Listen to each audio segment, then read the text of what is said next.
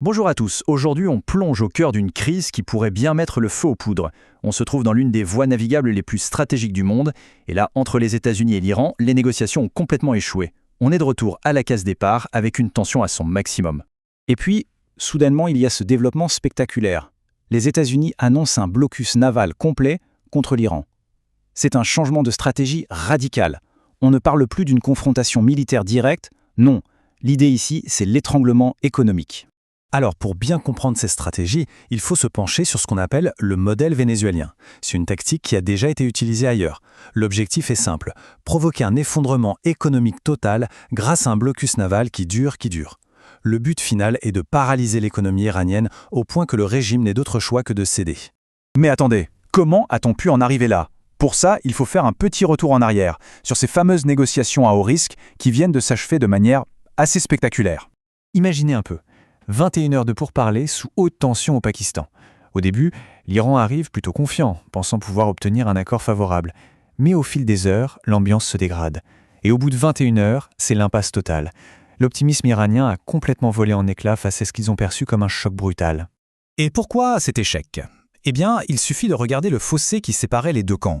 D'un côté, l'Iran avait ses propres exigences bien claires, et de l'autre, les États-Unis sont arrivés avec une liste de demandes tellement extrême qu'elle rendait tout accord quasiment impossible dès le départ. La tension est même devenue personnelle. Des sources sur place racontent que le ministre iranien aurait crié cette phrase à l'envoyé américain Steve Witkoff. Apparemment, l'échange était si tendu qu'on a même frôlé l'altercation physique. C'est dire à quel point le ton est monté. Et cette citation, elle résume parfaitement l'état d'esprit de l'administration Trump. Pour Washington, le contrôle du détroit d'Ormuz, ce n'est pas juste un avantage stratégique, c'est un actif économique, quelque chose à monétiser, un peu comme un trophée remporté après une victoire. Bon, maintenant que la diplomatie a échoué, regardons les conséquences. On va voir comment ce blocus est spécifiquement conçu pour mettre à genoux l'économie de l'Iran. La pression financière est tout simplement colossale. Les estimations parlent d'une perte de 13 milliards de dollars de revenus par mois. C'est une hémorragie économique massive pensée pour épuiser le pays. Et ce graphique montre bien la vulnérabilité de l'Iran. Son économie est quasi totalement dépendante de ses ports. Plus de 90% de son commerce et 80% de ses revenus en dépendent. Donc un blocus naval, ce n'est pas une simple sanction. C'est carrément une menace existentielle. Et le point crucial, c'est que les dégâts pourraient être bien plus que financiers. C'est un effet domino. Si on bloque les exportations, les stocks de pétrole débordent. On est alors obligé de fermer les puits, et le risque, c'est de causer des dommages permanents, irréversibles au réservoir. Ça pourrait handicaper l'industrie la plus vitale de l'Iran pour des années. Bien sûr, l'Iran a été très clair, il ne sera pas le seul à souffrir. Téhéran a lancé ses propres menaces, et elles sont sérieuses.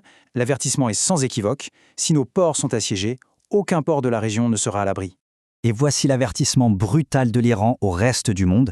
Ils reprennent en fait la même logique du tout ou rien que le président Trump. En gros, si l'Iran ne peut plus utiliser le détroit, alors personne ne pourra, ce qui reviendrait à fermer l'une des artères les plus importantes pour le pétrole mondial. Et la contre-attaque iranienne pourrait se jouer sur deux fronts. D'abord Ormuz, évidemment, mais ensuite Téhéran pourrait activer ses alliés au Yémen pour perturber un autre point de passage clé, le détroit de Bab el-Mandeb. Ça paralyserait le commerce qui passe par la mer Rouge et le canal de Suez, et ça, c'est une menace directe pour des pays comme l'Égypte et l'Arabie saoudite. Face à cette menace, l'idée d'une coalition navale internationale menée par les États-Unis et le Royaume-Uni refait surface. L'objectif serait de prendre le contrôle du détroit par la force. Mais c'est plus facile à dire qu'à faire, car beaucoup de pays hésitent à s'embarquer dans une confrontation militaire avec l'Iran. Et tout ça, ça nous amène à aujourd'hui, à ce moment précis où en coulisses, on assiste à un effort frénétique de la dernière chance pour essayer d'éviter le pire.